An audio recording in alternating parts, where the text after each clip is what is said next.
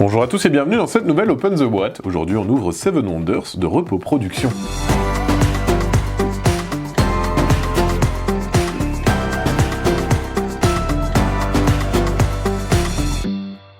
Seven Wonders, c'est un jeu d'Antoine Boza, illustré par Miguel Coimbra. Ici, on est sur la réédition, donc c'est la nouvelle version de Seven Wonders, le classique. On verra qu'il y a quelques subtilités, des choses qui vont changer par rapport à la version de base. Alors déjà on voit... c'est tout brillant, la couverture elle est de toute beauté. On va d'abord avoir 3 rappels, voilà, version papier.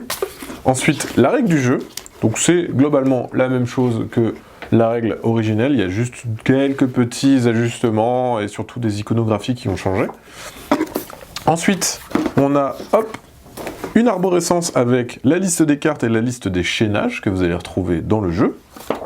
Et ensuite, voilà, j'ai retourné la boîte, du coup tout s'est enlevé, on a le contenu. Alors, vous avez vu les cartes qui sont brillantes. Alors, elles sont vraiment magnifiques, je vais vous montrer ça tout de suite. Donc, elles ont chacun leur dos de couleur. Et on va retrouver les cartes que vous connaissez bien, sauf avec un nouveau design. Donc, maintenant, vous allez avoir un principe de stacker vos cartes comme ça, les unes en dessous des autres. Et ça laisse aussi plus de place aux illustrations. On voit aussi qu'il y a quelques nouvelles cartes, dont je ne me souvenais pas, par exemple le puits. Et on a aussi par exemple les chaînages. C'était une mécanique qui était déjà présente avant. Désormais, il y a une petite icône, comme dans Seven Wonders Duel, qui vous signifie que au prochain âge, vous pourrez, si vous possédez la carte avec cette icône, faire gratuitement le bâtiment dans l'âge suivant. Donc voilà. Après, sinon, c'est globalement la même chose. Mais voilà, au niveau... moi je trouve ça vraiment magnifique, ces deux cartes. Je vous montre rapidement les cartes de l'âge 2. Là on est parti sur un côté plus argenté, avec toujours les mêmes cartes. Le système de ressources où on construit devant nous les cartes marron qui sont des ressources améliorées on va dire, les cartes grises, les bâtiments qui vont vous donner des points de victoire, les cartes jaunes qui vont vous permettre de dépenser moins ou de faire du commerce, les cartes rouges pour la bagarre, et enfin les cartes vertes pour tout ce qui est scientifique. Voilà, à collectionner. Le troisième paquet, hop, les guildes, qui n'arrivent qu'à partir de l'âge 3, que vous connaissez bien, qui vont vous donner des points de victoire supplémentaires.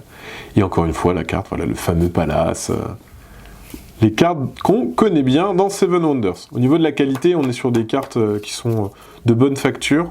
On vous conseille, je pense, de les sliver pour ne pas abîmer, parce que comme vous le voyez, ça brille et c'est vraiment... ce serait dommage d'abîmer ce jeu. Les plateaux des merveilles aussi ont changé. Ils sont beaucoup plus grands désormais. On est sur, vous voyez, c'est des demi-plateaux, donc ça fait la moitié de la boîte, c'est assez grand. Vous avez quelques icônes qui ont changé, mais après, globalement, ce sont les mêmes merveilles. Petite subtilité, maintenant il y a une face nuit qui est la face B, donc ça change au niveau de l'illustration, ça permet de mieux s'y retrouver, mais globalement vous avez voilà toutes les merveilles, tous les plateaux merveilles des joueurs qui existent, hop, côté nuit, et ça c'est super chouette au niveau des illustrations, c'est toujours aussi beau. Donc ça c'est pour les plateaux merveilles qui sont un peu plus grands. Ensuite on va avoir des jetons, donc on a déjà tout dépunché, mais ça se retrouve normalement sur une plaque. Vous avez les jetons militaires, qui sont désormais noirs pour les points de victoire, et rouges, toujours la même forme pour les points négatifs quand on se fait battre à la guerre. Toujours 1 point pour l'âge 1, 2 points, 3 points pour l'âge 2 et 5 points pour l'âge 3. Et après on a les sous, et ben finalement les sous, c'est les mêmes. Voilà, c'est exactement les mêmes, ils n'ont pas bougé, c'est toujours les mêmes. Comme ça, si vous aviez les pièces métal, vous pouvez les réutiliser sans problème. Et bien entendu, le bloc de score, pour noter tous les points en fonction des différentes couleurs de catégorie.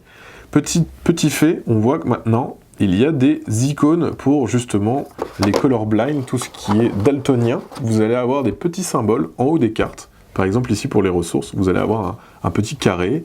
Ici, vous allez avoir un petit losange. Donc c'est ces petites icônes-là qui vont vous permettre à toute personne de pouvoir s'essayer au jeu, même s'il n'y a pas les couleurs.